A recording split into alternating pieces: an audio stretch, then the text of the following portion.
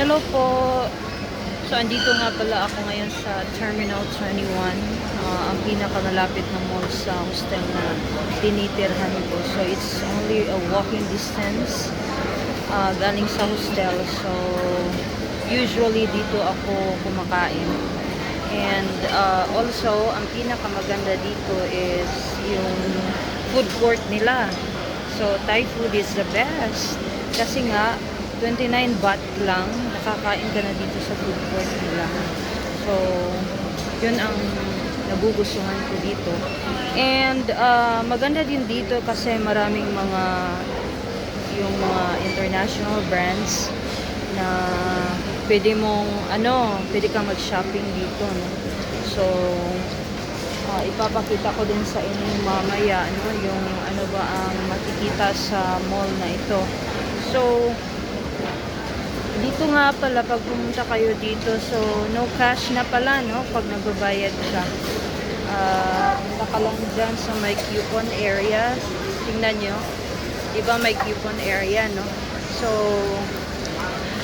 mag-load ka lang ng ng iyong card at saka scan yon pag nagbabayad ka na, nag-order ka ng pagkain, no? So, scan lang yon, so cashless na. At saka nagugustuhan ko din yun kasi napakadali lang. Di na okay na no? No need na bayad-bayad ka pa ng cash kasi nga it will take time. So, ito nga, pwede mo pa-loadan to kahit magkano, no? Kung magkano gusto mo. At saka nakakatipid ka din dito kasi napakamura ng pagkain nila at saka napakasarap talaga. So, ito yung nasa food court ako ngayon, nasa baba.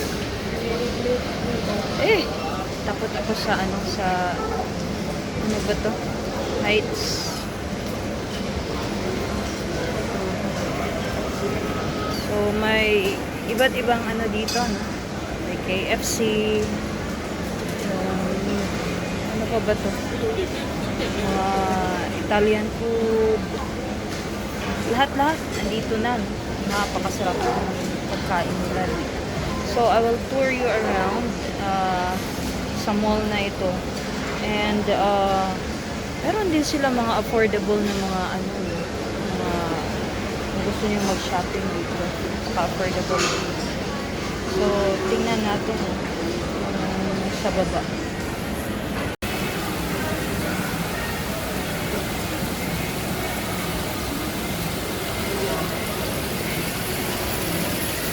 Laptongin, no?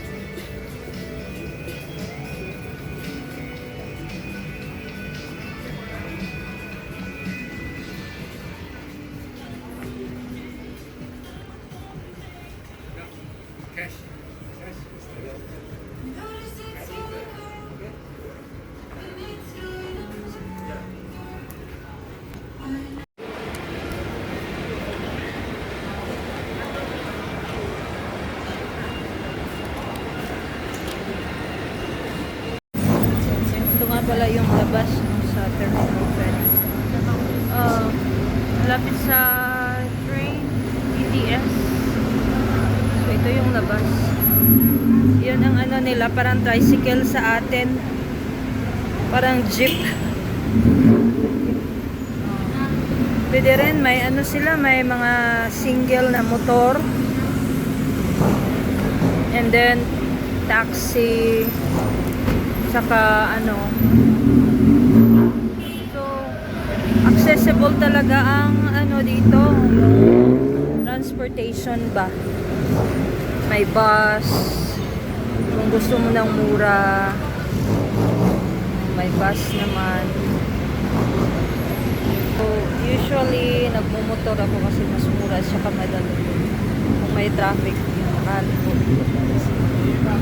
So, yun lang.